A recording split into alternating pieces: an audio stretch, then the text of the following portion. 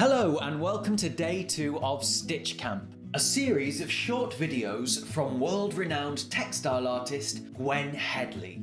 To help you produce a piece of textile art you'll be proud to look at and say, I made that. First of all, congratulations on making it this far. The fact that you're here is proof you're already invested and ready to commit. Today, we're excited for you to deconstruct and then reconstruct the cloths you painted yesterday. This might be a challenge, especially if you're fond of what you've already made, but this is about being brave and bold and getting out of your comfort zone. And if you didn't love the marks you made yesterday, this is a chance to turn a perceived failure into something entirely new and full of creative possibilities.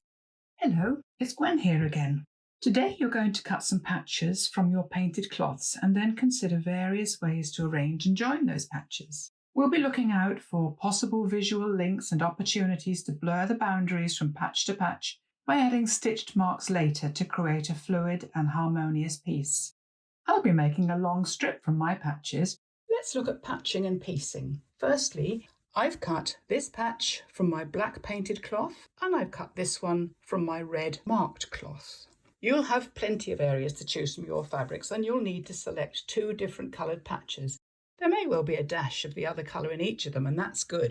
I have black in my red and I have red in my black. I'm working with pieces about 6 centimetres high and 8 centimetres wide. That's about 2.5 by 3 inches, but these don't need to be cut with absolute precision because they can be lightly trimmed later on in this process. In fact, I usually cut them a bit bigger than I need so that I can move them up and down and side to side until I find a good position for joining them. It also allows space for overlaps. My marks are rather busy with lots of dots and lines.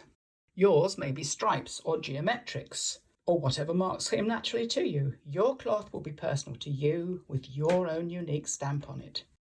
I'm going to try various orientations to see the most pleasing position for these 2 patches and to look for the best lead-ins. I'm looking for elements within each patch that I can carry over with stitching to the other patch. I'm going to be looking for dots or lines or colour or maybe a little splodgy bit somewhere, and I'm going to try it in all sorts of different ways. It could go there and there's a natural link over to there so that I could stitch that bit in black. I have red on white and white on red, and I could take a little bit of white across into that one or a little bit of red across there. That's one possibility. I could put them both vertically, but that would mean that I would have my strip, if it's going that way, would have vertical lines and not horizontal, which I might like, and I have done on a smaller one, but I tend to go for this way because it gives me a better flow and leads the eye more gently, I think. Let me try that one. I think I like that one. Yes, I do, because I have a nice bit there. I can take red into white and white into red just to soften that. I have facility to take that red line down there. I could take a big red dot and put one over here somewhere so that my eye would naturally jump to that one as well and it would start to flow. So I'm going to decide on that one. And now I've decided where to join them, I'm going to pin them into position like so. And then I'm going to tack them because I don't like doing sewing where there are pins around.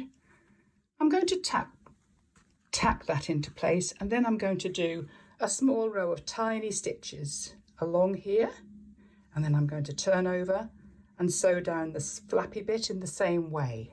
There'll be tiny, tiny, tiny stitches, but it doesn't matter if they show at all because that creates another rhythm within the work. Having that firm like that makes a nice stable boundary line. Once you've decided on the placement of your first 2 pieces, you can start to expand and to patch together more of the pieces you've cut from your marked cloths. This can be done in one long strip of patched pieces, an approach adopted by Stitch Club member Valerie McCallum, who was excited by the possibilities of the workshop and whose green and black marks make for a very lively ground to stitch into. Joan Dawson has used slightly more muted tones for a calm effect. And Gina Cirabella chose to limit herself even further to a striking monochromatic palette. Margaret Tongue, on the other hand, has cut different sized patches and pieced them together both horizontally and vertically. And rather than cutting squares, Marilyn Fiesel went for triangular shapes. So you see there is plenty of scope to patch and piece in any way you wish. By the way, if you're unsure which stitch technique to use to join the pieces of cloth together, you can use a simple running stitch, a satin stitch, or the slightly more robust back stitch. There are links to demo videos of these stitches below this video, as well as a workbook for you to download to have by your side as you go through this stage of the creative process. By cutting up your marked cloths, you'll free yourself into seeing the piece you've already made in an entirely new way, and open up possibilities you may not have thought of. And more importantly, you'll shift the emphasis from product to process. And that's when you free yourself to be playful.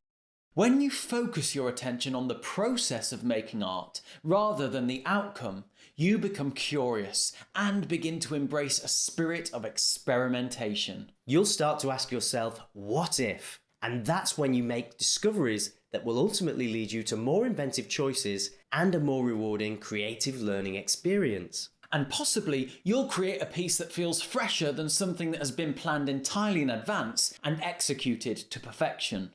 Tomorrow is day 3 of Stitch Camp, when you'll use simple hand stitch techniques to create visual connections with your spontaneous painted marks. This is where you blur the boundaries of your patched pieces, leading you one step closer to a cohesive and harmonious piece of textile art. You'll also discover how opportunities to be inventive with stitch often present themselves more organically when you have a structure in place to guide your experiments and your decision making. Remember, we'd love to see the results from today's class, so do post pictures of your patched together cloths in the private Facebook group. And don't forget to download the PDF workbook that goes along with this video in the link below. We'll see you tomorrow.